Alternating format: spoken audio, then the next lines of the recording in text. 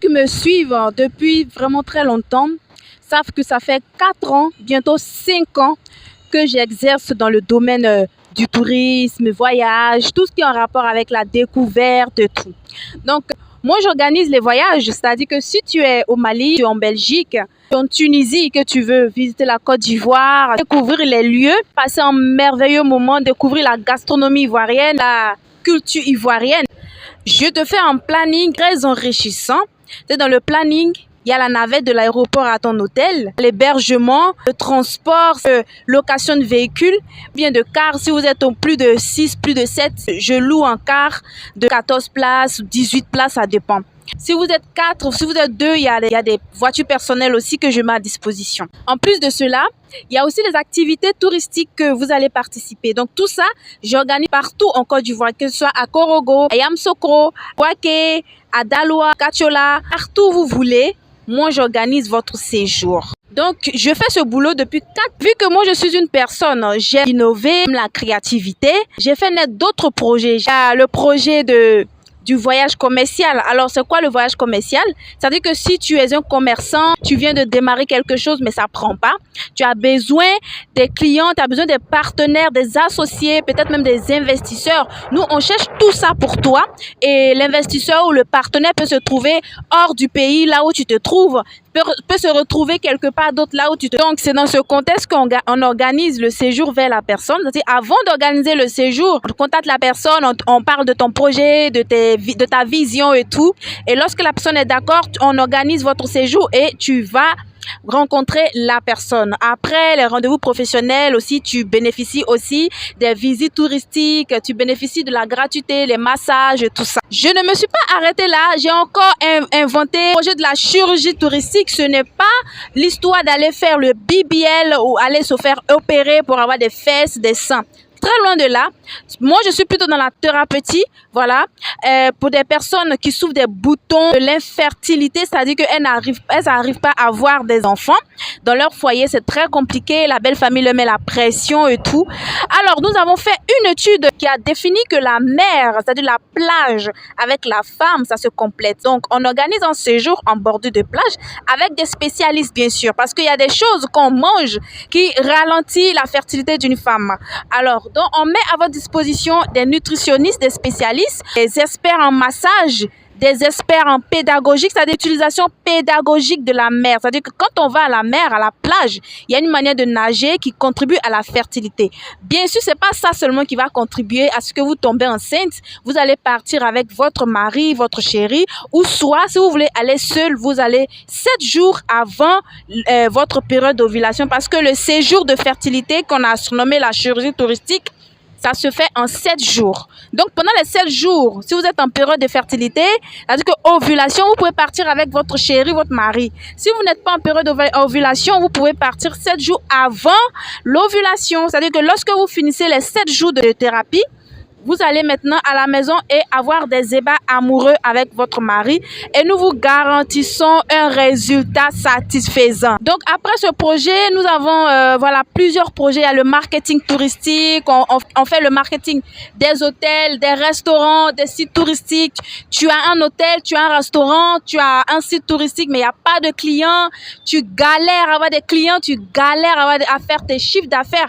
Nous, on prend ta page Facebook ou ta page TikTok ou ta page je ne sais quoi et on gère ta page mais de ouf. J'ai mon photographe professionnel qui me suit partout dans mes tournées avec mes clients, mes touristes et tout, qui prend de très belles photos.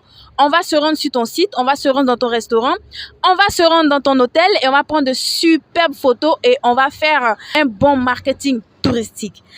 Voilà. Récemment, j'ai écrit un livre qui s'appelle Tourisme triomphant, 7 astuces incontournables. C'est pour les personnes qui veulent se lancer dans le tourisme, mais qui n'ont aucune notion, qui n'ont pas fait de formation, qui n'ont pas de diplôme, mais qui veulent investir dans le tourisme, qui ont des projets touristiques, qui veulent entreprendre, agence de voyage, tout ce qui est en rapport avec le voyage. J'ai écrit ce livre pour vous guider. C'est en quelques pages, je crois, 15 pages, un truc comme ça. J'ai voulu faire ça en 7 pages. Mais il y avait tellement de choses à dire, donc ça a dépassé. Donc, c'est un petit livret que vous pouvez même lire en un jour. Ça va vous guider, ça va vous donner une idée de comment est-ce que vous allez vous prendre et tout. Le livre coûte seulement que 7 000 francs et 11 euros pour ceux qui sont voilà, en Europe et tout ça. Le mois passé, en septembre, j'ai commencé la formation Forme-toi en tourisme. Alors, la formation Forme-toi en tourisme, c'est une formation gratuite pour le moment. Pour ceux qui bénéficient, en tout cas, c'est gratuit. Après, pour ceux qui vont venir, ça sera payant. J'ai vu la passion de chaque participant. Les gens sont intéressés par le tourisme. Ils sont vraiment, vraiment investis, intégrés, mais ils n'ont pas d'idée. Ils ne savent pas comment s'y prendre, où aller, quoi faire. Donc, moi, je les ai donné des idées palpitantes. Je les ai donné des idées rentables dans le domaine du tourisme. Et chacun a choisi, en fait, des idées qui lui plaisent. D'autres ont choisi la gastronomie, d'autres ont choisi le tourisme international, d'autres ont choisi beaucoup de choses. Donc là, je suis en train de préparer leur plan d'action parce que la prochaine formation aura lieu le 19 octobre. Et enfin, mon dernier projet, je vends mes idées touristiques. Voilà. Dieu m'a donné un don, c'est-à-dire que j'ai des idées, j'ai le don de la création, j'ai le don de l'innovation.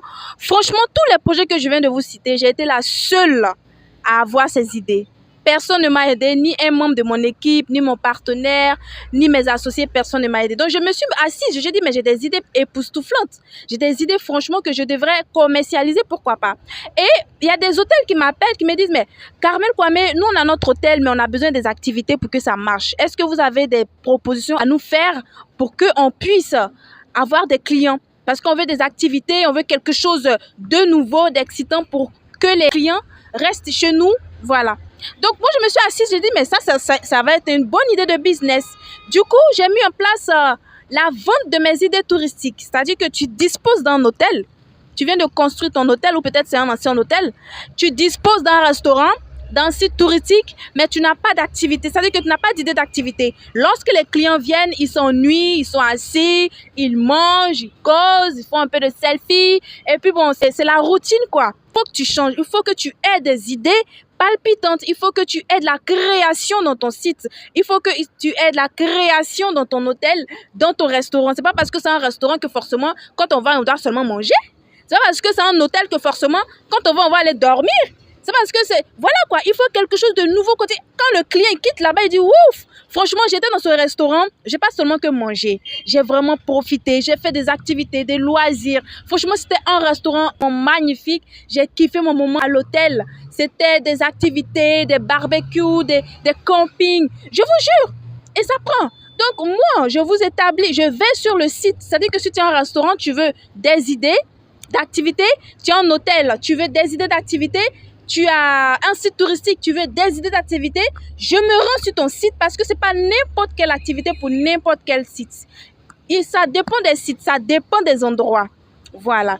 Lorsque c'est dans un endroit un peu éloigné, les endroits vers dans la brousse et tout, il y a le type d'activité qu'il faut. Lorsque c'est en pleine ville, il y a aussi le type d'activité qu'il faut. Donc, je me rends sur ton site, j'examine ton site et je te propose maintenant des activités que tes clients vont kiffer.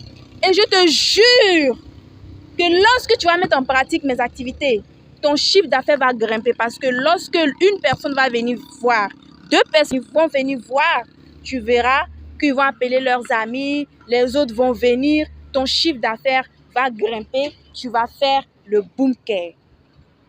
Voilà. Merci beaucoup et puis à bientôt.